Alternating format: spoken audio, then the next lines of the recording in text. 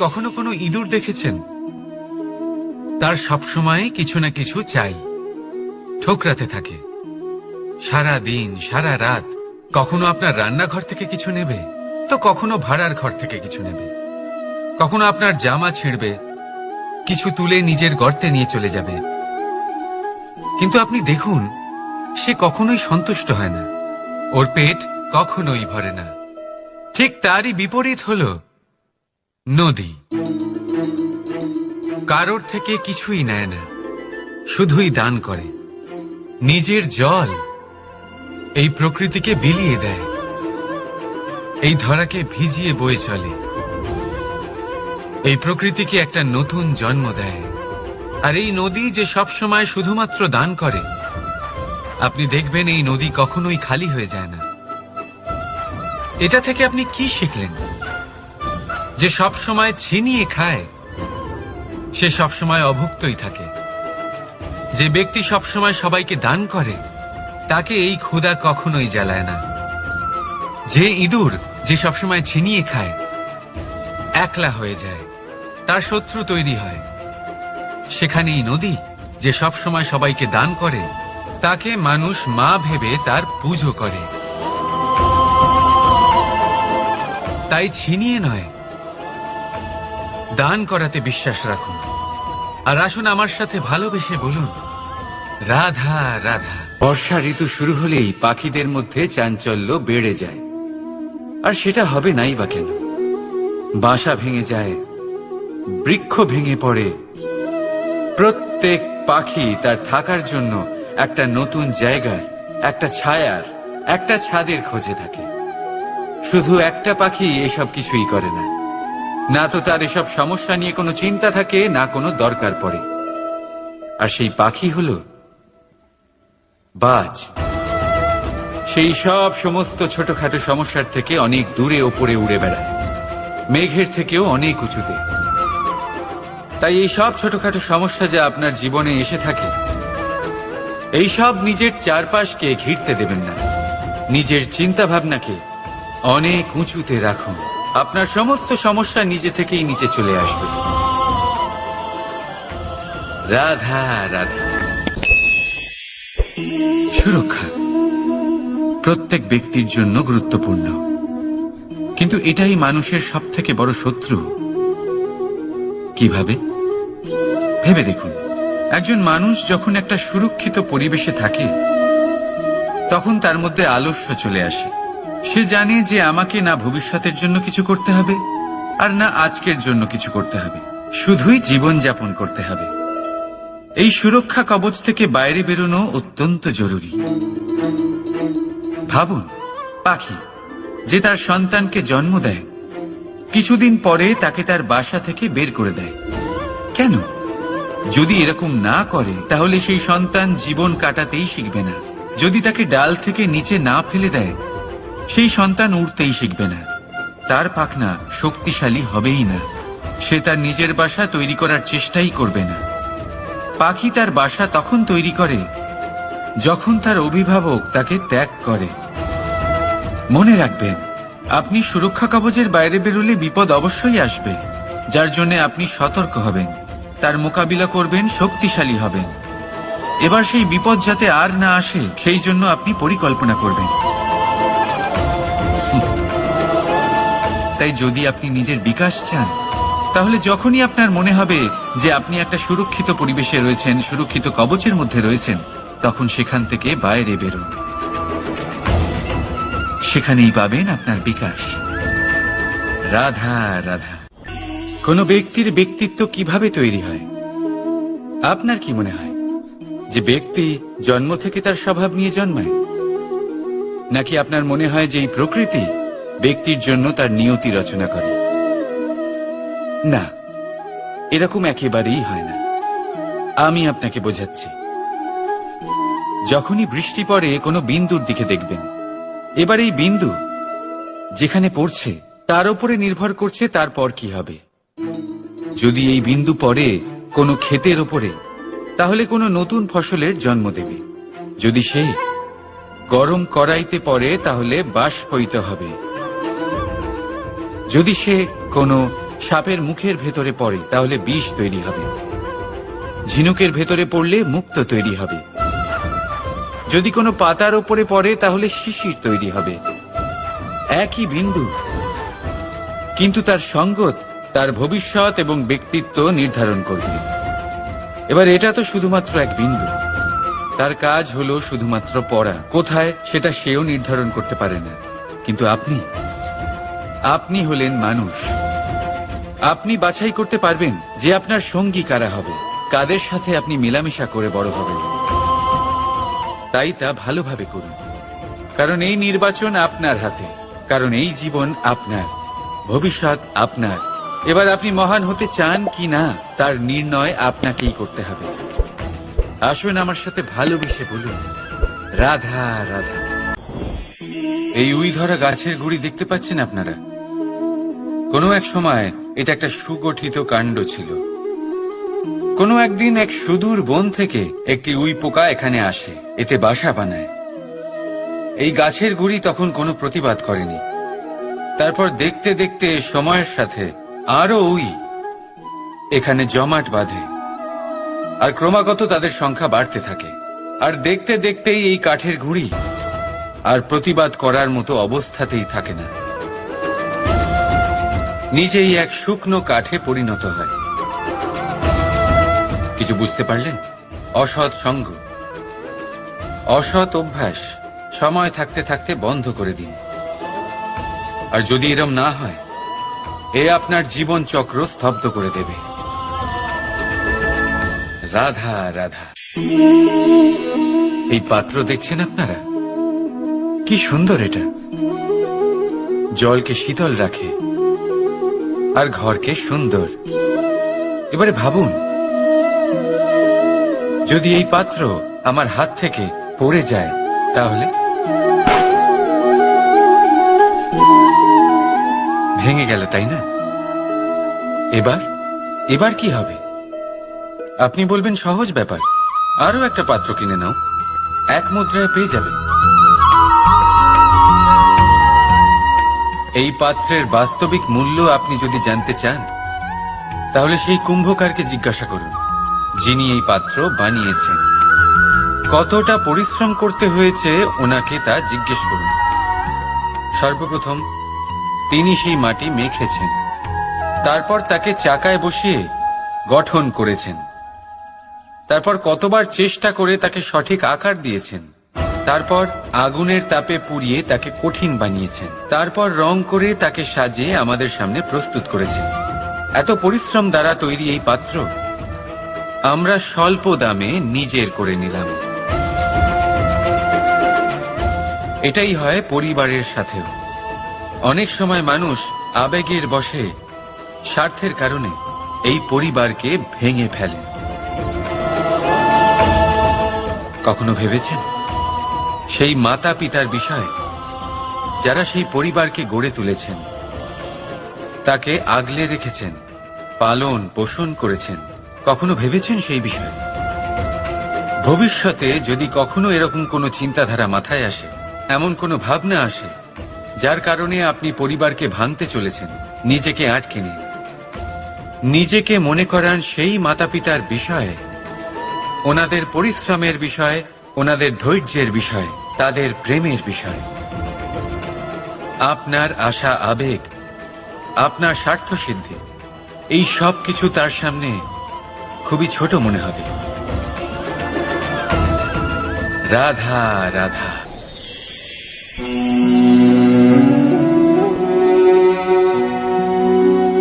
করে দিলাম শেষ। সংসার সর্বদা কৃষ্ণকে এই কথা শোনাবে যে কৃষ্ণ নিজেই নিজের মামার হত্যা করেছে। কিন্তু এটা সময়ের প্রয়োজন ছিল। আর এই কিন্তু হত্যা নয়, বধ ছিল। আর ব্যক্তি নিজের বধ নিজেই ডেকে আনে। এই সংসারে এগিয়ে চলা অতি আবশ্যক, কিন্তু কোথায় নিজেকে থামাতে হবে সেটা জানা তার চেয়েও বেশি আবশ্যক। আর যে এটা বুঝতে পারে না, তার অন্ত সুনিশ্চিত। যে ব্যক্তি নিজের ভুল বুঝতে পারে তার মুক্তি লাভ হয়, আর যে স্বীকারও করতে পারে না তার বধ সুনিশ্চিত। মথুরার রাজা কংস, তার বধ এই জন্য হয়নি কারণ সে আমায় হত্যা করার প্রয়াস করেছে, আমার মাতা পিতা বা আমার দাদুকে বন্দী করেছে। ওর বধ এই জন্য হয়েছে যে ওর ঘৃণা প্রেমের সীমায় আসা সত্ত্বেও থামেনি। কংস মামা এটা কখনো বোঝেনি যে নিজেকে কখন থামাতে হবে, আর যা কিছু সে করেছে, যত পাপ সে করেছে, তা নিয়ে কখনো মন্থনও করেনি। অনেকবার বোঝানোর পরেও সব সময় প্রেমের থেকে মুখ ফিরিয়েছে। আর কি করল? শুধুই ঘৃণার দ্বারা এই ভালোবাসার ক্ষতি করার চেষ্টা করল। তাই মনে রাখবেন,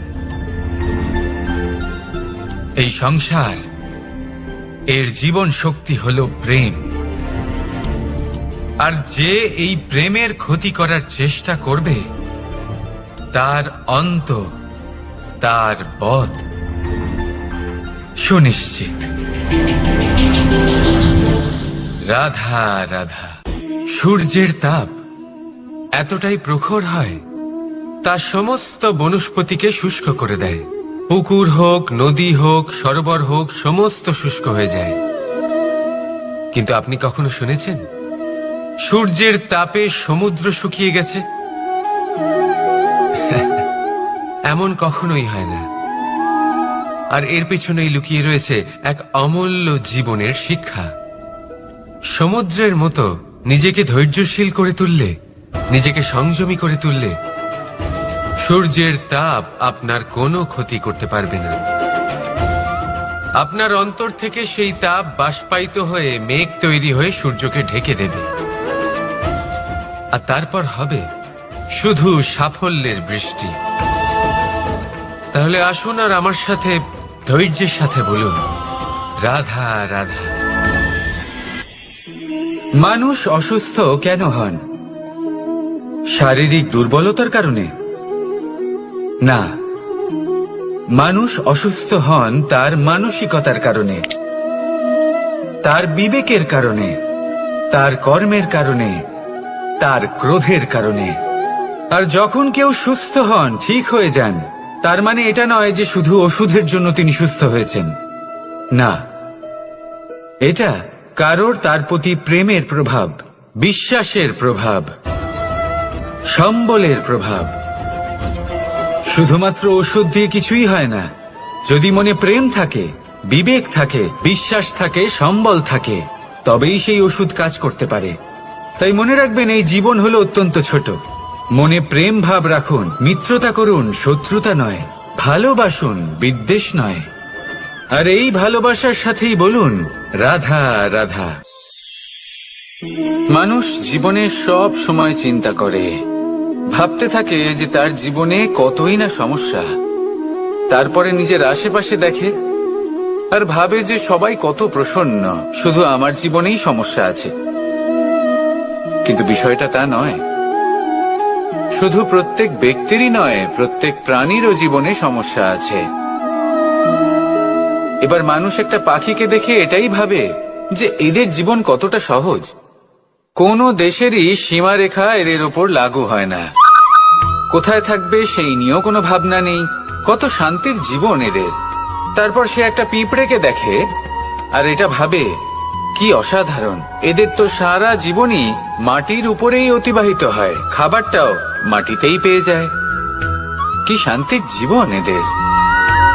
কিন্তু যখন কোনো ঝড় আসে, তখন সবার আগে সেই পাখির বাসাটাই ঝড়ে ভেঙে যায়। এই পাখি যে শাখাতেই গিয়ে বসে পড়ুক, তাদের উপর সবসময় সংকট থাকে যে ওপর থেকে কোনো বড় পাখি এসে তাদের উপর প্রহার না করে, তারা নিজেদের প্রাণ না হারায়।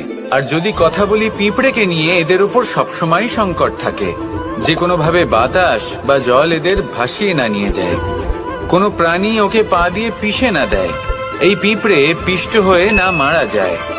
দেখুন, সমস্যা প্রত্যেকের জীবনে রয়েছে, আর এই সমস্যা আসতেই থাকবে। এর অর্থ এটা নয় যে এই সমস্যার সম্মুখীনই হওয়া যায় না, এর সমাধানও সম্ভব নয়।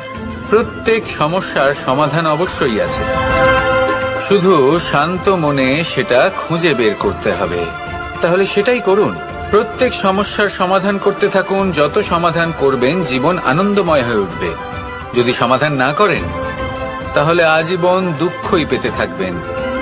আসুন আমার সাথে ভালোবেসে বলুন, রাধা রাধা। কর্ম, ধর্ম আর কর্তব্য, এই তিনটি একে অপরের সাথে জড়িত। আর অনেক সময় এই তিনটি পালন করতে করতে আমাদের সেই ব্যক্তির সামনে গিয়ে দাঁড়াতে হয়, তার বিরুদ্ধেই যেতে হয় যাকে আমরা সব থেকে বেশি ভালোবাসি। কিন্তু সেইখানে এই যুদ্ধ কোনো ব্যক্তিগত যুদ্ধ থাকে না, এ হলো কর্ম, ধর্ম আর কর্তব্যের যুদ্ধ। এটা সরল নয়, অত্যন্ত কঠিন হয় তার সম্মুখীন হওয়া যাকে আমরা সব থেকে বেশি সম্মান করি। কিন্তু আমাদের তো আমাদের ধর্মের পথে চলতেই হবে, কারণ আমরা কর্মবদ্ধ, কর্তব্যবদ্ধ, আর এটাই করা উচিত। শুধু এটুকু মনে রাখবেন, যদি আপনার উদ্দেশ্য শুভ হয়, আপনার ভাবনা শুভ হয়, আপনি যদি কর্ম, ধর্ম আর কর্তব্যের পথে অগ্রসর হন, তাহলে এই প্রক্রিয়াতে যদি আপনাকে আপনার আরাধ্যেরও সামনে দাঁড়াতে হয়, তাহলেও আপনার কোনো ক্ষতি হবে না।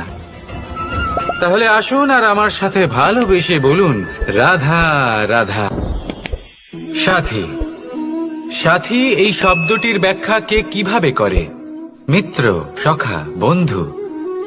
কিন্তু অর্থ একটাই, তিনি যিনি আপনার সঙ্গী হন আর তিনি যার সাথী আপনি হন। এবার সব থেকে বড় প্রশ্ন হলো এটাই যে তিনি কে হতে পারেন যাকে আপনি আপনার সাথী বলে মেনে নিতে পারেন, নিজের সখা, নিজের মিত্র, নিজের বন্ধু মেনে নিতে পারেন। আপনার সাথী হলেন তিনি যিনি দুঃখের সময় আপনার পাশে থাকবেন, আপনার হাত ধরে থাকবেন। আপনার সাথী হলেন তিনি যার হাত আপনি নিজের সুখের দিনে ধরে থাকবেন। সেই সাথীরই হাত ধরুন যিনি দুঃখে সবসময় আপনাকে সাহায্য করার জন্য তৎপর হয়ে থাকেন, আপনার পাশে থাকেন, আর যাকে সুখের দিনে আপনি আপনার সাথে রাখতে পারেন।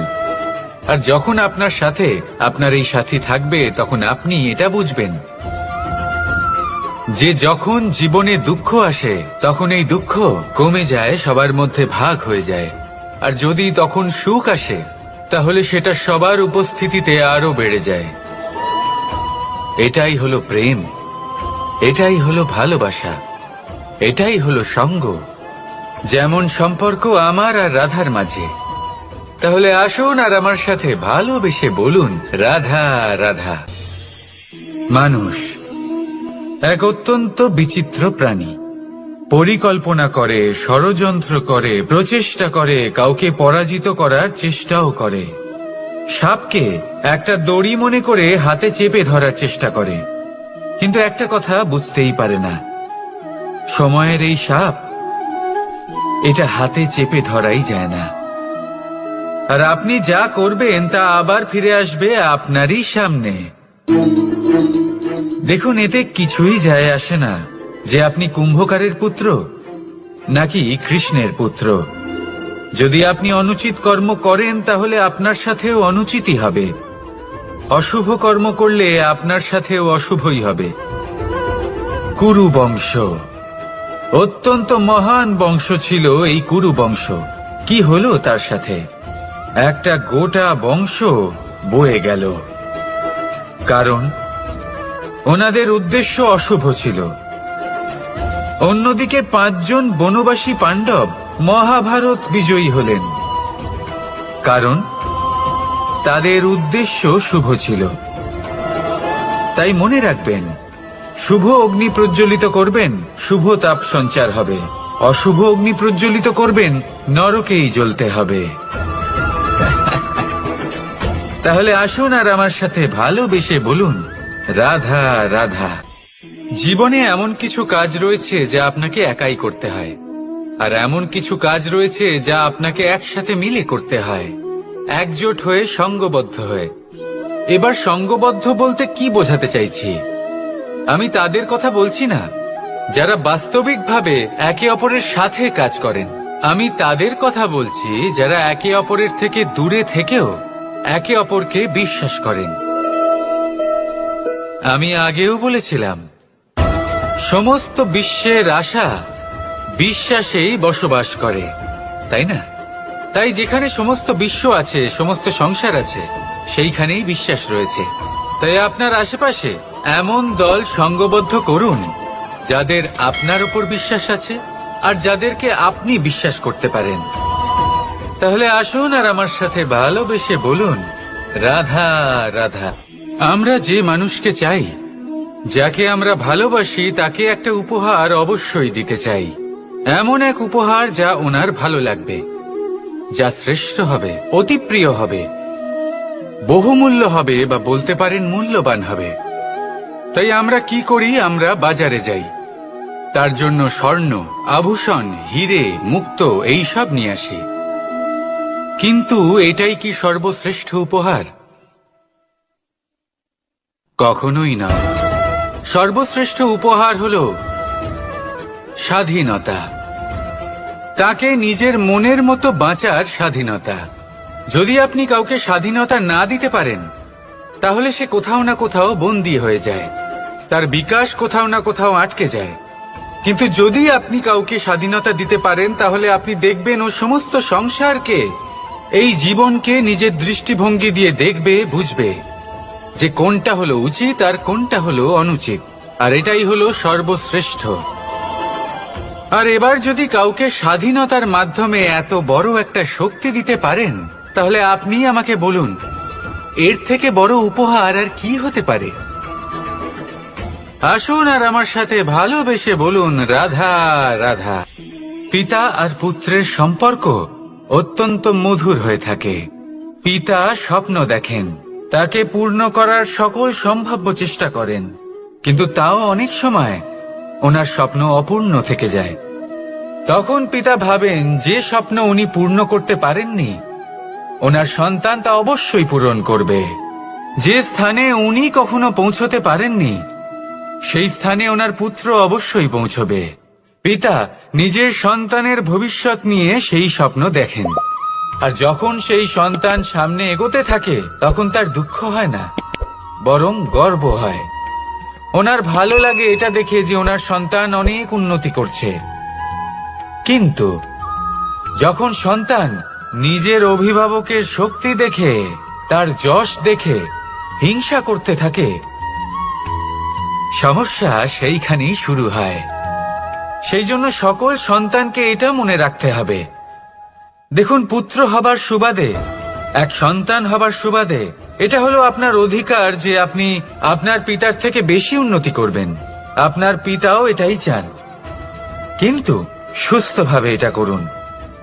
একটা রেখা টেনে নিন, যাতে আপনি তাতে এগোতে পারেন আর আপনার পিতার তাতে গর্ববোধ হয়, আর সেই বিষয়ে দুঃখ না হয় যে আমার সন্তান আমাকেই ছোট করার চেষ্টা করছে। ইতিহাস সাক্ষী রয়েছে, যে মানুষ অন্য কাউকে ছোট করার চেষ্টা করেছেন, সেই মানুষই ছোট হয়ে গেছেন। আর আমার মনে হয় না আপনি এটা চান, কারণ কোনো একদিন আপনিও কারোর পিতা হবেন। আসুন আমার সাথে ভালোবেসে বলুন, রাধা রাধা। প্রেম এই সংসারে এসেছিল এই সংসারকে প্রেমের শিক্ষা দেওয়ার জন্য, এই জীবনের সুখের অনুভূতি আসলে কি তা শেখানোর জন্য। কিন্তু যদি সত্যি কথা বলি, তো আমি নিজেই প্রতিদিন প্রেমের নতুন নতুন স্বরূপ দেখতে পাই, প্রেমের একটা নতুন অনুভূতি প্রত্যেক নতুন দিনে। আর তার কারণ হলো এই প্রেম অনন্ত, এ হলো দৈব। প্রেম হলো এই সংসারের সব থেকে বড় ঢাল এবং সব থেকে বড় অস্ত্র।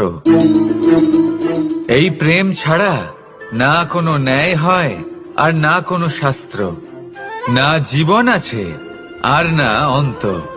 এবার যদি এই প্রেম মনের মধ্যে বাস করতে শুরু করে, তাহলে কখনো কোনো সমস্যাই হবে না, আর যদি হয়েও থাকে তাহলে তা স্থায়ী হবে না। এই প্রেম কি না করতে পারে?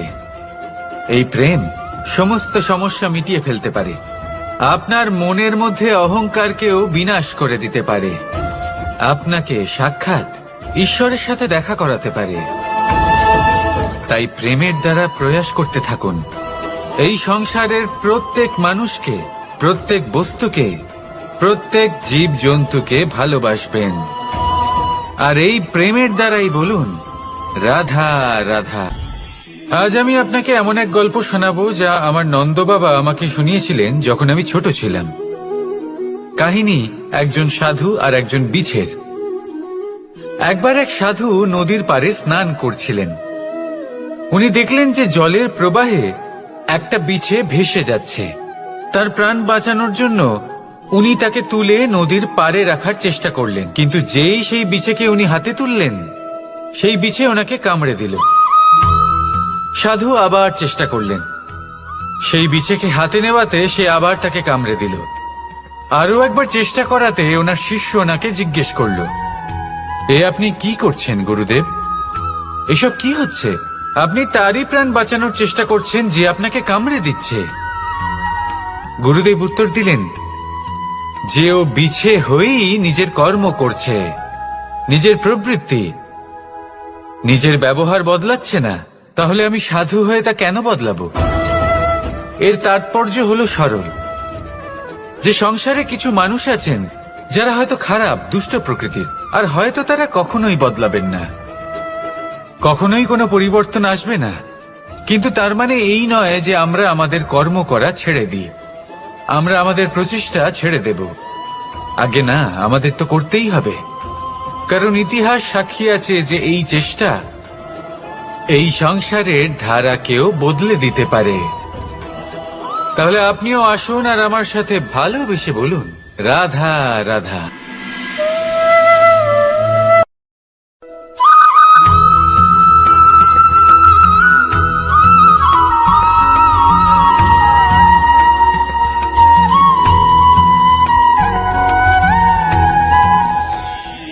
ভাগ্য, কত সুন্দর শব্দ এই ভাগ্য। কিন্তু যতটা সুন্দর ঠিক ততটাই রহস্যময় এই শব্দ। কখন কি হবে কেউ জানে না। লোকে বলে যে ভাগ্যে যা লেখা আছে তার চেয়ে বেশি কিছুই পাওয়া যায় না, তার চেয়ে কমও কিছুই পাওয়া যায় না। নিয়তির যা রচনা তা কখনো মোছা যায় না। কিন্তু কেউ এইটা বোঝে না যে নিয়তি আপনার কর্মের দ্বারা বদলায়। যদি আপনি শুভ চিন্তা করেন, শুভ কর্ম করেন, তাহলে নিয়তি আপনার সাথে খারাপ কিছু হতেই দেবে না। কখনো আকাশে পাখিদের দেখুন, তারা কখনো ভাগ্যের উপর নির্ভরশীল হয় না। যতই ঝড় আসুক, যতই তীব্র হাওয়া দিক, ঘুরতে থাকে, একটা জিনিস জড়ো করে নিজের সৌভাগ্য, নিজের বাসা নিজেই তৈরি করে। নিজের সন্তানের জন্ম দেয়, তাকে লালন পালন করে, নিজেই তাকে উড়তে শেখায়, কখনোই ভাগ্যের উপরে নির্ভরশীল হয় না সে। এই বিষয়টা আমাদেরও শিখতে হবে। তাই মনে রাখবেন, আপনার ভাগ্য নিয়তির লিখন নয়। আপনার ভাগ্য তাই যেটা আপনি দিনের পর দিন আপনি নিজেই লেখেন।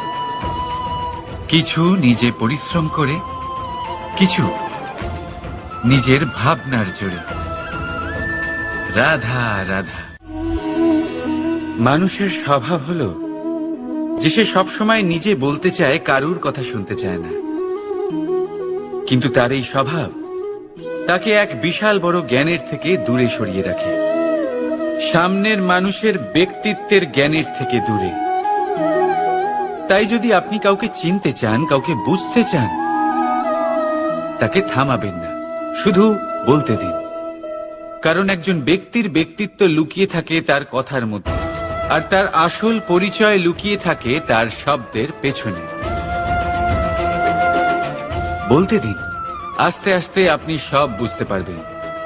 এটাই তফাৎ হলো একজন সাধারণ মানব আর একজন মহামানবের মধ্যে।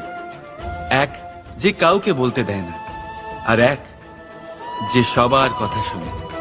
তাহলে সিদ্ধান্ত আপনার, আপনি কি সাধারণ হতে চান না অসাধারণ? কারণ এই ভবিষ্যৎ আপনার। রাধা রাধা। ধৈর্য। এই ধৈর্য কি কোনো গুণ, কোনো অনুভূতি, কোনো দৃষ্টিভঙ্গি? আমার জন্য ধৈর্য এক বাহন। আপনি হয়তো ভাবছেন এই কেমন বাহন? বাহন তো ঘোড়া হতে পারে, হাতি হতে পারে, উটও হতে পারে, কিন্তু ধৈর্যকে বাহন বানানো মানে? চলুন আপনাকে একটা কথা বোঝাই। পৃথিবীতে এমন কোনো বাহন নেই যে তার আরোহীকে আছড়ে ফেলেনি। সেটা উট হোক বা হাতি হোক বা ঘোড়া হোক, চলতে চলতে কখনো নড়বড় করেই বসে। তারপর সেই আরোহী পরে কারোর পায়, তারপর পরে তার নিজের নজরে। কিন্তু ধৈর্যরূপী বাহন কখনো কাউকে ফেলে না, কখনো না। না সেই আরোহী কারোর পায়ে পড়ে, আর না তো নিজের নজরে। কারণ ধৈর্য আপনাকে বিবেক প্রদান করে, বিবেক আপনাকে পরিকল্পনায় সাহায্য করে, আর পরিকল্পনা প্রদান করে আপনাকে শক্তি, আপনার লক্ষ্যের দিকে অগ্রসর হওয়ার। বুঝলেন? ধৈর্যকে সঙ্গে রাখুন, নিজেকে আরো ধৈর্যশীল করে তুলুন। এই ধৈর্যের সাহায্যে আরোহণ করে দেখুন কিভাবে এই বাহন আপনাকে আপনার গন্তব্যে পৌঁছে দেবে। রাধা রাধা। ভাগ্য আর কর্ম, এই দুই এমন শব্দ যাকে ঘিরে সমগ্র সংসার। কেউ বলে আমার ভাগ্যে এটা ছিল না, যা পেলে আমার জীবন অন্যরকম হতো। কেউ বলে আমার গত জন্মের কর্ম নিশ্চয়ই এমন ছিল, যে কারণে এই জন্মে এরকম ভাগ্য পেয়েছি আমি। এই সব বাদ দিন আর একবার শান্ত চিত্তে ভাবুন। আপনি বুঝতে পারবেন যে ভাগ্য আর কর্ম এই দুই এই জন্মের। তফাৎ শুধুমাত্র এটাই যে যদি ভাগ্যের কথা বলা হয়, তাহলে আপনি এই ভাগ্যের থেকে যত বেশি আশা করবেন তত বেশি নিরাশ হবেন আপনি। কারণ এই আশা আপনাকে কর্ম করা থেকে আটকায়। যদি কথা বলা হয় কর্মের, তাহলে নিজের কর্মের প্রতি যত বিশ্বাস রাখবেন তত বেশি সফলতা আপনার কাছে আসবে। তাই একটা কথা মনে রাখবেন, ভাগ্য আপনার কর্ম নির্ধারণ করে না, কিন্তু আপনার কর্ম আপনার ভাগ্যকে অবশ্যই নির্ধারণ করে। রাধা রাধা। এই সংসারে আলোর উৎস কি? সূর্য। এই সংসারে মিষ্টি জলের উৎস কি? নদী। এই সংসারে উচ্চতার প্রতীক কি হয়? হিমালয় পর্বত। আমরাও জীবনে এরকমই হতে চাই, সূর্যের মতো তেজস্বী হতে চাই, নদীর মতো পূজনীয় হতে চাই, হিমালয় পর্বতের মতো উচ্চতা লাভ করতে চাই। সব ঠিক আছে, কিন্তু তার জন্য আমরা কাজ কি করি? যদি এরকম আমরা হতে চাই, তাহলে সবার আগে সূর্যের মতো নিজেকে উজ্জ্বল করুন। সূর্যের সব থেকে বেশি আলো নিজের অন্তরে থাকে। নদীর মতো নিজের পথ নিজেই তৈরি করুন। পাথরের সাথে ধাক্কা খাওয়ার পরেও থেমে না যাওয়া শিখুন। হিমালয় পর্বতের মতো উচ্চতা লাভ করতে হলে সেটার মতো অটল থাকতে শিখুন। একটা কথা অবশ্যই মনে রাখবেন, নিজেকে জ্বালাবেন, তবেই সংসারকে আলোকিত করতে পারবেন। রাধা রাধা। প্রতীক্ষা, প্রয়াস, এই দুই জীবনের অভিন্ন অঙ্গ। দেখতে গেলে আমরা জীবনে কারোর না কারোর প্রতীক্ষা অবশ্যই করি। সে কোনো ব্যক্তি হোক বা সময় হোক বা কোনো ভাবনা, সবকিছুই হতে পারে। আর দেখতে গেলে সব সময় কেউ না কেউ কিছু প্রয়াসও করে চলেছে। যেমন সাফল্য আসার প্রতীক্ষা, বিফলতা যাতে না আসে তার জন্য প্রয়াস, সুখ আসার প্রতীক্ষা, দুঃখ যাতে না আসে তার জন্য প্রয়াস। এবার প্রতীক্ষা আর প্রয়াসের মধ্যে এক ঘনিষ্ঠ সম্পর্ক রয়েছে, আর তা হল যিনি প্রতীক্ষা করেন তিনি ঠিক তাই পান যা একজন প্রয়াস করা ব্যক্তি পেছনে ফেলে আসে। তাই প্রতীক্ষা নয়, প্রয়াস করুন। এই প্রয়াসের মধ্যেই সুখের চাবিকাঠি রয়েছে। রাধা রাধা। মানুষ কর্ম করেন। আমি বারংবার বলি যে ফলের আশা করবেন না। তাও মানুষ কোথাও না কোথাও নিজের কর্মের বদলে কোনো না কোনো ফলের আশা অবশ্যই রাখেন। কখনো তিনি সফল হন, কখনো অসফল। সেই জন্যই আমি বলি যে ফলের আশা কখনো রাখবেন না, কারণ সাফল্য বা অসফলতা মনের মধ্যে রাখলে কখনো কোনো লাভ হয় না। যদি সাফল্য মনের মধ্যে রাখেন তাহলে অহংকার জন্ম নেবে। যদি অসফলতা মনের মধ্যে রাখেন তাহলে এক হীনমন্যতায় আপনি ভুগবেন, যা দিয়ে কোনো শুভকর্ম হবে না। সেই জন্য শুধুই কর্ম করে যান, কর্মেই মগ্ন থাকুন। আর আসুন আমার সাথে ভালোবেসে বলুন, রাধা রাধা। বন্ধু আর শত্রু প্রত্যেকের জীবনের একটা বড় অংশ এর উপরে নির্ভরশীল হয়ে থাকে। আপনার জীবনে সফলতা আর অসফলতাও এর উপরে নির্ভরশীল। কিন্তু এই বন্ধু এবং শত্রুদের খুঁজে পাওয়ার জন্য আপনাদের বাইরে যাওয়ার প্রয়োজন নেই, কারণ এরা স্বয়ং আপনার ভেতরেই আছে। আপনি যদি বিনম্র থাকেন, যদি আপনি নিরন্তর প্রয়াস করতে পারেন, তাহলে আপনার কোনো বন্ধুর প্রয়োজন নেই। যদি আপনার মধ্যে অহংকার থাকে, যদি প্রতি কথায় আপনার মধ্যে ক্রোধ উৎপন্ন হয়, তাহলে আপনার শত্রুর কোনো প্রয়োজনই নেই। নিজের অন্তরের এই বন্ধু ও শত্রুকে চিনুন, আর আমার সাথে ভালোবেসে বলুন, রাধা রাধা। একে চিনতে পারলেন? একে কুঠার বলা হয়। আপনারা জীবনে কোথাও না কোথাও কোনো না কোনো রূপে এটা দেখেই থাকবেন। একটা ব্যাপার নিশ্চিত, এই কুঠার ছাড়া কোনো বৃক্ষকে কাটতে পারা সরল নয়। এবার আপনি কখনো এটা ভেবেছেন, এই কুঠার এর এই অংশ, এর মুখটাই যদি না থাকে তাহলে কি হবে? এ শুধুমাত্র কোনো বৃক্ষই নয়, তার কোনো ডালও কাটতে সক্ষম হবে না। এবারে ভাবুন, এই শুকনো কাঠের হাতল এ আমরা কোত্থেকে পেলাম? কোনো এক বৃক্ষ থেকেই। সেই ডাল যাকে কেটে ফেলা হয়েছিল এক বৃক্ষকে কাটার জন্য, এই ডালই শস্ত্ররূপে প্রস্তুত। আমাদের জীবনে আমাদের প্রিয়জন, আমাদের আপনজন যখন সময় কখনো কখনো তাদের সঙ্গ না দেয়, যদি তারা দৈন্য দশায় থাকেন, তাহলে তাদের সঙ্গ কখনো ছাড়বেন না। ওনাদের প্রয়োজন শুধুমাত্র মনোবল। তা তাদের দিন, তাদের সাহায্য করা আপনার কর্তব্য। হয়তো তাদের সাথে থেকে আপনার কোনো লাভ হবে না, কিন্তু তাদের দূরে থাকাতে আপনার ক্ষতি অবশ্যই হতে পারে। সর্বদা সাহায্য করুন। সঠিক সময় আসলে তা আপনার সহায়ক অবশ্যই হবে। রাধা রাধা। আমাদের মধ্যে বেশিরভাগ মানুষেরই এই অভিযোগ থাকে যে মানুষ তখনই আমাদের স্মরণ করেন যখন সেই সময় আসে যখন আমাদেরকে প্রয়োজন হয়, যখন কোনো কাজ থাকে। যখনই এই সময় পেরিয়ে যায়, তাদের কার্যসিদ্ধি হয়ে যায়, তারা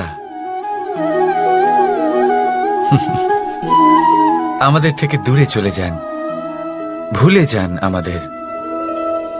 এবার এই বিষয়ে ভেবে খারাপ অবশ্যই লাগে। এই পরিস্থিতিকেই অন্য এক দৃষ্টিভঙ্গি দিয়ে দেখার চেষ্টা করুন। মনে রাখবেন, মানুষ প্রদীপের সন্ধান তখনই করেন যখন তার জীবনে অন্ধকার থাকে। আপনি প্রসন্ন হয়ে উঠুন, কারণ আপনার কাছে সেই সুযোগ আছে যে কারোর জীবনে প্রকাশের কিরণ আনতে পারছেন, কাউকে সঠিক পথ দেখাতে পারছেন, কারোর সহযোগিতা করতে পারছেন, এই পুণ্য অর্জন করতে পারছেন। কারোর থেকে কোনো আশা রাখার দরকার নেই। যার আপনাকে যতটা প্রয়োজন তাকে ততটাই সাহায্য করুন, ততটাই সবাইকে প্রেম বিতরণ করুন। আর এই প্রেমের ভাব নিয়েই আমার সাথে বলুন, রাধা রাধা। এটা সেই নৌকার প্রতিরূপ যা আমাদের নদী পার করায়। এবার বিষয়টা একটু ভেবে দেখুন, সেই বিশাল নৌকা যা আমাদের নদী পার করায়, সেটার নির্মাণ নদীতে নয়, ডাঙায় হয়। আর যদি আমরা এটাকে নদী অবধি পৌঁছতে চাই, তাহলে আমাদের দরকার পড়ে কোনো গরুর গাড়ির অথবা ঘোড়ার গাড়ির। তার সাহায্যে একে বহন করা হয়। এবার পথে যদি কোনো জলধারা আসে, কোনো নদী আসে, আর সেটাকে পার করতে হয়, তাহলে তখন সেই নৌকার ওপরে গাড়ি রাখা হয়, তারপর তাকে পার করা হয়। অর্থাৎ এই যাত্রা দুজনের সংযোগ ছাড়া সম্পূর্ণ হতেই পারবে না। সেই জন্যই এই প্রবাদ আছে, কখনো নৌকা তো কখনো গাড়ি। আমাদের সম্পর্কের মধ্যে অতি আবশ্যক, আমাদের সম্পর্কের মধ্যে অত্যন্ত গুরুত্বপূর্ণ হল সংযোগ। সবসময় একসাথে চলা, সংযোগ স্থাপন করা। সবসময় সুখী থাকবেন। রাধা রাধা। পুস্তক পুস্তক থেকে আমরা কি না শিখতে পারি। জ্ঞান হোক, বিজ্ঞান হোক, ইতিহাস হোক, সব শিখতে পারি। কথায় আছে, একটা ভালো পুস্তক, একটা ভালো গ্রন্থ পাওয়া তা 100 ভালো বন্ধু পাওয়ার সমান। কিন্তু যদি একটা ভালো বন্ধু পাওয়া যায়, তাহলে তা গোটা গ্রন্থাগারের সমতুল্য। সে আপনাকে কর্মের বিষয় জ্ঞান দেয়, সাফল্যের রসায়ন শিক্ষা দেয়। সে আপনাকে ইতিহাসে অমর করে রাখবে। শুধু তাই নয়, সে আপনাকে শুধু পথই দেখাবে না, সেই পথে আপনার সাথে সঙ্গী হয়ে চলবে সে। সেই জন্য জীবনে যদি কোনো ভালো বন্ধুকে পাশে পান, তাহলে তাকে আপন করে রাখবেন, তাকে সামলে রাখবেন। জীবন সহজ হয়ে যাবে।